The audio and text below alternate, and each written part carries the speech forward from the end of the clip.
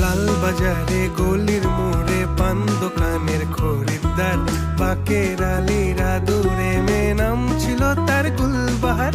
লাল বাজারে গলির মোড়ে পান দোকানের খরিদ্দার, বাকের আলীরা দূরে মেয়ে নাম ছিল তার গুলবাহার। নাম ছিল তার গুলবাহার, দেখতে ভারী চমৎকার, তুলনা যে হয় না তার হোসনে আরা গুলবাহার।